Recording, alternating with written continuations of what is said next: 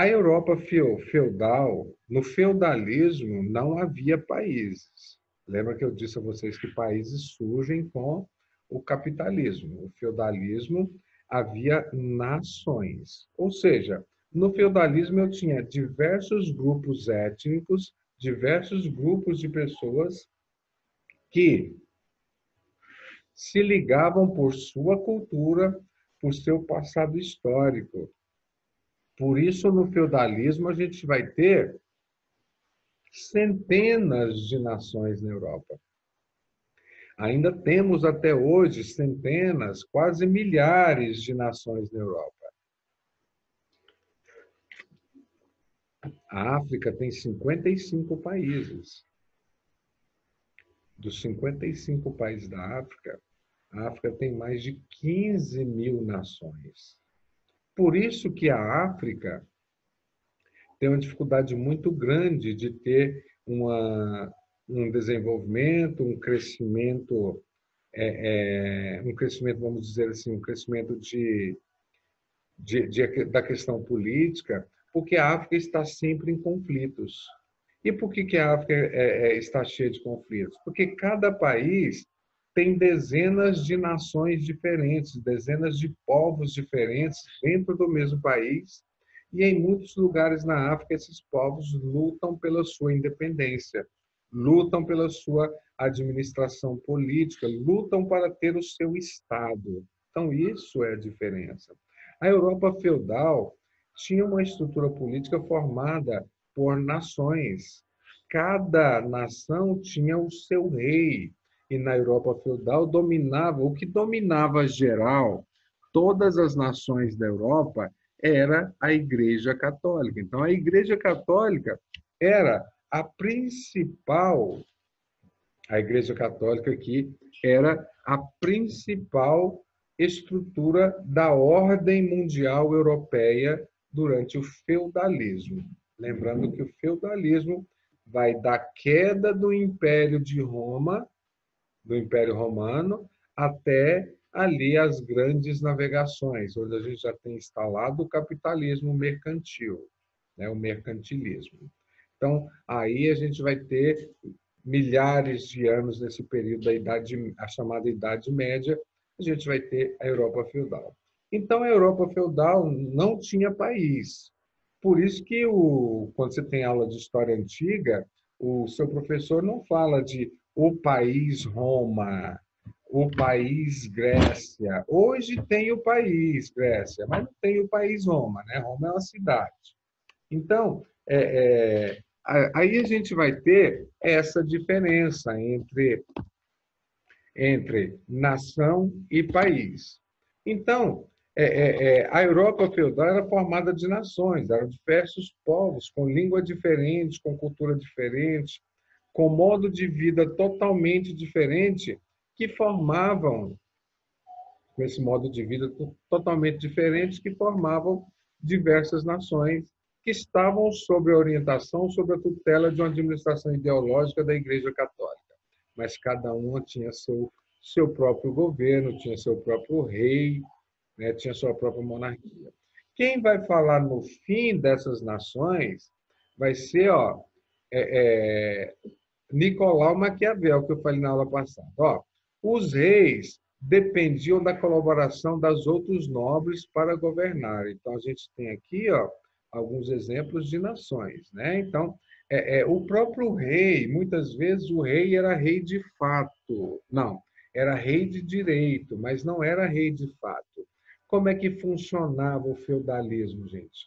O feudalismo funcionava através da relação de suceranos e vassalos. Quem era sucerano? É aquele que era o rico e concedia um benefício. O que é o benefício? É um favor, é um direito. Por exemplo, o senhor feudal era o sucerano. Ele era senhor feudal por quê? Porque ele era proprietário das terras. Quando houve a queda do Império Romano, com a queda do Império Romano, a invasão pelos Eros, né? Então, quando houve a queda do Império Romano, Roma era uma nação urbana, então as cidades eram muito fortes no Império Romano. Mas aí as cidades começaram a ser invadidas pelos bárbaros. E os bárbaros, as pessoas das cidades, buscaram segurança onde? Nas fazendas, porque os latifundiários tinham seu próprio exército. Esses latifundiários eram os nobres, né? Que tinham seu próprio exército para defender a sua terra. As pessoas fugiram da cidade e foram para o campo. Chegando no campo, elas pediam proteção ao senhor feudal. Me deixe morar aqui, você tem seu próprio exército, me deixe morar. E o senhor feudal, quando ele aceitava, ele concedia àquele indivíduo um benefício. O que é o benefício? Olha, eu vou te emprestar um pedaço da minha terra, você trabalha nela. Em troca, eu te dou proteção. Eu te dou proteção, você trabalha nela e você, em troca, trabalha para mim. Então, nasceu a relação senhor e servo, né? De sucerano e vassalo. Sucerano é aquele que concedia um benefício, vassalo é aquele que recebia. Aquele que recebia um benefício devia obrigações ao sucerano. Então, essa relação que existia. Por isso que na Idade Média a gente tinha reis. Por que eram reis? Porque a igreja dizia que fulano de tal é rei. Por quê? Porque Deus quis. É assim. Ele é abençoado por Deus. Então, a gente tinha muitos reis que eram vassalos de senhores feudais. Muitos reis que tinham feudos, que sobreviviam com a ajuda dos senhores feudais. Então, os reis não governavam sozinhos, né? Governavam com a ajuda dos senhores feudais. Como é que era dividido as funções no feudalismo? Os que trabalhavam eram servos, os que lutavam eram os senhores feudais e seus exércitos contra os bárbaros, diga-se de passagem, a gente chamava de bárbaro todo aquele que não era cristão. Então, os que rezavam, os que lutavam, os que trabalhavam, os que lutavam, e o clero, os que rezavam. Então, a gente vai ter essa tríade ali durante o feudalismo. Então, não observem que não havia país, havia nações. A ideia de país vai surgir com os teóricos do Estado moderno.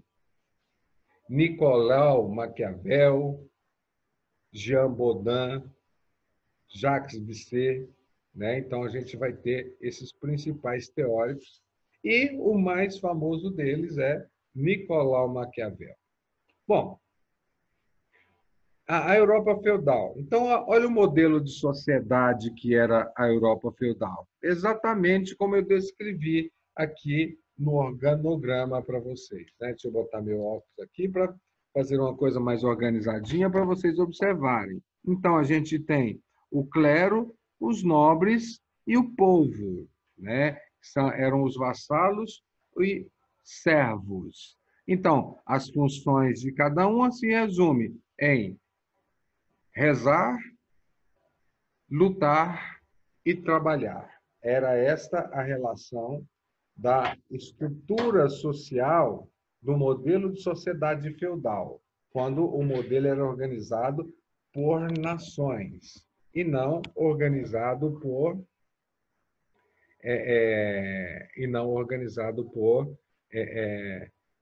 funções, né? Por países, melhor dizer. Bom, era o sistema denominado vassalagem. Eu tinha o rei acima de tudo, e acima do rei eu tinha a igreja.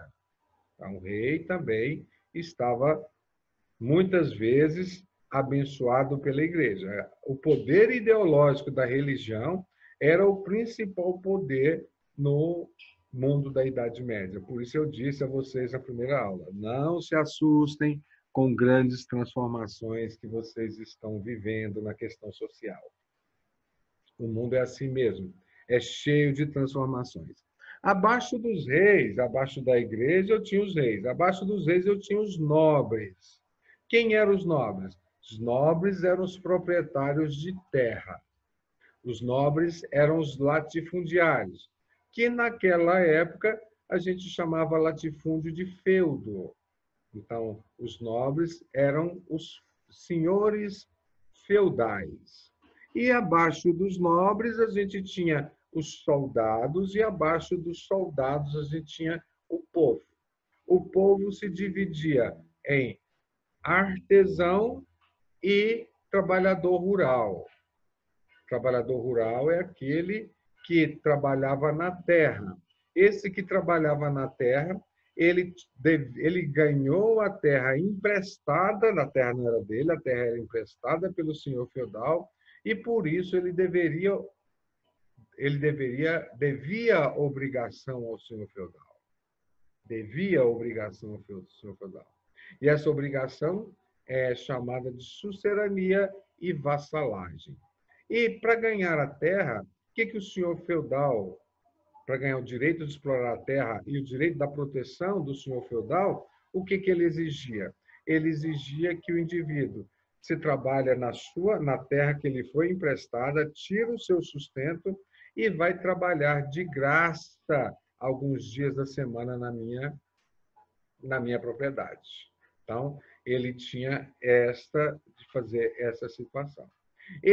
Essa relação mais ou menos permanece hoje como quando a gente vê uma relação de exploração atual na Terra, chamado de parceria, né? De parceria. Então, o indivíduo dono da terra concede a terra para outro explorar, em troca, ele dá metade da produção. Então, o cara ganhava a terra para poder explorar, ganhava, sim, o direito de explorar a terra, tirava metade da produção e dava para o senhor feudal, como forma de pagamento de ter conseguido a terra, jurava fidelidade eterna ao senhor feudal, fidelidade eterna, e, além disso tudo, ele dava 10% de toda a sua produção para a igreja, o chamado dízimo. Então, essa estrutura funcionava. Então, por isso, o feudalismo, as pessoas passavam muita fome, pois a minha produção da terra, só 40% vinha para mim, né? E não havia a forma de comprar ou vender ou lucro. Nessa época, você lembra que a igreja dizia que o lucro era pecado, né? Então, havia uma relação de escambo, uma relação de troca. Um servo, então, trabalha na terra, o outro servo faz artesanato. E aí eles trocavam de acordo com as necessidades, era o escambo. Então, aí era o sistema que existia quando a gente tinha o feudalismo na Europa. Os estados vão surgir aqui, com Nicolau Maquiavel, Jean Bodin, Jacques Pichet, como eu disse a vocês, né? Os estados a primeira grande obra que fala sobre a criação do Estado é o Estado moderno. O Estado moderno nasce absolutista. O que é o absolutismo? É o poder total do Estado nas mãos de um rei. Naquela época, Nicolau Maquiavel chamou de príncipe, o príncipe, né? Então, seria o quê? Aquele governante que, em nome da sua nação, em nome do seu povo, tinha o poder de decisão total. Nasceram, então, as monarquias absolutistas. O primeiro tipo de monarquia pós-feudalismo veio assim, o absolutismo. O absolutismo veio da queda das relações feudais. E como as relações feudais vão deixando de existir, gente, de uma forma lenta e histórica. O capitalismo derrubou o feudalismo. O capitalismo é histórico. O capitalismo não tem, quando ele nasceu, ele não teve alguém que pensou nele. Olha, a gente vai ter que fazer assim, assim, assim, aquilo outro. Eu não tenho um grande inventor do capitalismo como eu tenho do socialismo. O socialismo, o capitalismo é histórico, né? E o socialismo é científico. O socialismo foi criado por cientistas sociais que não acreditavam no capitalismo como modelo de sociedade e tentaram criar outro modelo. É isso que você tem que entender para os nossos assuntos posteriormente. Maquiavel foi o primeiro a escrever que a nação deveria estar unida sob um único governante, o príncipe, que, em nome dos interesses da nação, o príncipe podia fazer tudo. Ou seja, o príncipe não era submetido a uma constituição. Ele não tinha limites de poder. E que esse cara, o príncipe, tinha que ser um extremo nacionalista, fazer tudo que estava em seus alcances para atender o interesse do seu povo. Maquiavel defendeu a ideia de que a nação deveria ser delimitada por um território. Olha aí, nascendo a ideia de país. Primeira coisa para o país, ter um território dele, reconhecido como independente. A Palestina é uma nação, mas a Palestina não é um país. Não existe o país Palestina. Não existe o país Tchetchênia. Né? Então, a gente vê que ainda existem muitas nações sem país. E existem países com dezenas de nações dentro deles. Então, é isso que você tem que entender, a diferença entre nação e país. Maquiavel também muda o conceito de expansão do poder. Maquiavel diz que quando uma nação dominar e anexar outra, essa nação dominada, ela tem que se converter à nação dominadora. Ela tem que se converter à língua, ela tem que se converter à cultura. Então, a nação dominadora tem que se expandir com a língua, a cultura, a religião, para a nação dominada se tornar parte da outra nação. Senão, esse país ia ter eternos conflitos de separatismo.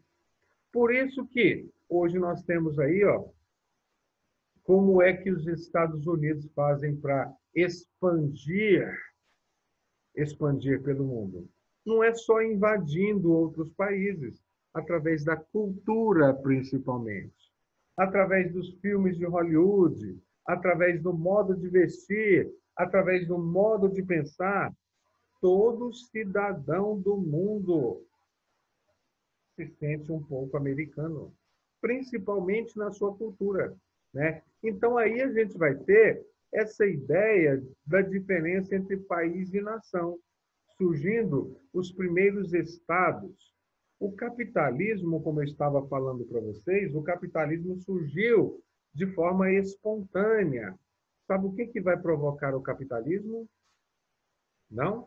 O capitalismo vai surgir do desenvolvimento técnico-científico. Como assim, Rocha? Você está doido? Não, não estou doido, não.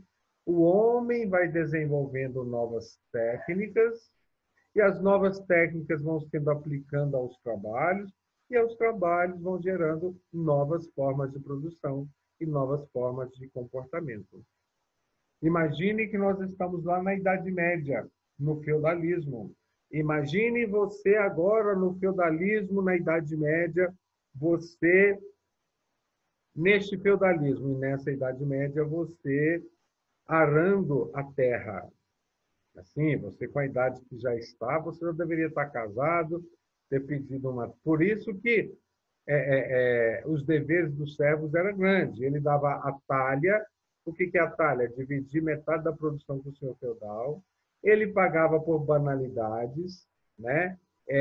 O que é banalidade? Pagava pelo uso do celeiro, pagava pelo uso do armazém, pagava pelo uso de uma ponte, né? Ele pagava a corvéia, trabalhava de graça alguns dias da semana nas terras do senhor feudal. Ele devia ao senhor feudal intensas obrigações. O senhor feudal poderia controlar o crescimento populacional. Para ele casar, ele tinha que pedir autorização ao senhor feudal para formar uma outra família, né? Então, ele tinha que pedir autorização para o senhor feudal para poder formar uma outra família. Então, nesse período da Idade Média, o capitalismo ele vai avançando de diversas outras formas, e principalmente pelo desenvolvimento técnico-científico. Como eu estava falando para você, imagine você, um jovem trabalhando na Idade Média, puxando um arado puxado por boi, um arado de estaca de madeira. Você finca a madeira na terra e essa madeira vem rasgando a terra. Logo, logo essa madeira quebra. Você para e troca a madeira. Começa a arar, ela quebra de novo. Você para e troca. Quebra, você para e troca. Então, quer dizer, a sua produção é muito mais lenta, porque você para mais vezes durante o dia para poder trocar e preparar o seu arado. Até que chega um momento em que alguém inventa um arado com lâmina de ferro, né? Que você pode trabalhar às 12 horas do dia sem parar para trocar. A sua produção aumenta, gera mais excedente, e quando gera mais excedente, você vai ter mais do que precisa para sobreviver. É preciso trocar as coisas, né? Então vem a lei de troca. E aí a igreja diz que é proibido lucrar.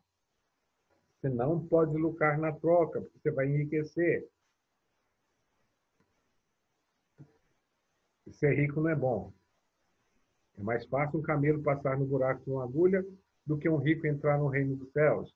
Isso para impedir, a igreja dizia isso, para impedir a ideia de ascensão social. Contenta com sua pobreza. Fique tranquilo, dificilmente rico vai para o céu. E para o rico ir para o céu, ele tem que fazer muitas benesses para a igreja. Para o senhor feudal ir para o céu, o que ele tinha que fazer? Ele tinha que doar dinheiro para a igreja, ele tinha que estar subordinado à igreja, ele tinha que mandar, né, principalmente seus filhos para os monastérios. Por isso que a igreja vai enriquecendo, gente, né? Não tinha dádiva maior para um filho de um senhor feudal de que ele virar padre. Se seu filho virasse padre, e as únicas escolas que tinham eram as escolas da igreja, para o seu filho virar padre, e só nobre, só a nobreza frequentava a escola. Para o seu filho virar padre, padre não casa, padre não tem filhos, teoricamente não tem filhos, então a herança sua vai ficar para o seu filho, e a herança do seu filho vai ficar para quem? Para quem? Um bombom para quem souber me dizer. É lógico, eu vou antecipar aqui para que ninguém me diga antes. Vai ficar para a igreja. Está vendo o crescimento econômico dessa organização ao longo do mundo? E igreja, naquela época, a gente está falando de igreja cristã. E a igreja cristã era somente que existia, a gente está falando da parte do mundo em que era sob a influência da igreja cristã católica.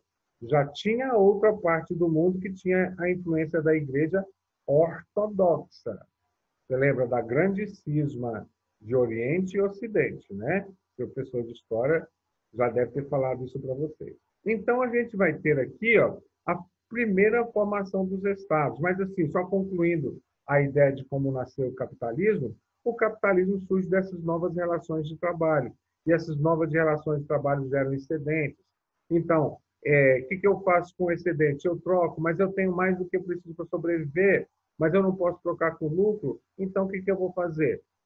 Porque lucrar vai para o inferno. Aquele que lucra, na Idade Média, o lucro era uma passagem direta para o inferno. Você não poderia ter lucro nas suas relações comerciais. Então, quem é que vai ter lucro, gente, na Europa nessa época? Quem não acreditava em Jesus Cristo. E quem não acreditava em Jesus Cristo que morava na Europa nessa época? Quem? Quem? Os judeus. Judeus que não acreditavam no inferno de Jesus Cristo se tornam os primeiros burgueses. Se tornam os primeiros a enfrentar a ideia de que eu posso ter lucro, porque eu não tenho medo de ir para esse inferno. Então, o que foram os primeiros burgueses? Nos entroncamentos dos feudos surgiram os burgos. O que é burgo? É mercado. Nos entroncamentos dos feudos, as pessoas se reuniam, nas esquinas de feudos, as pessoas se reuniam para fazer a troca. Ó, eu tenho arroz, ó, eu tenho botina, então vamos trocar. Eu preciso do seu arroz, você precisa da minha botina. Vamos fazer uma troca? O valor de um produto era definido de acordo com o tempo para se produzi-lo. Então, havia uma troca e aí os burgos foram crescendo, e cresceu uma terceira classe dominante que começou a administrar esses burgos e ter lucro nas relações. Surgiram, então, os chamados burgueses. Entendeu? Os burgueses nascem, por isso que os judeus se tornam os primeiros burgueses, dando início às primeiras etapas do capitalismo. E esse burguês vai se enriquecendo, e ele não tem poder político. Quem tem poder político? Igreja, rei.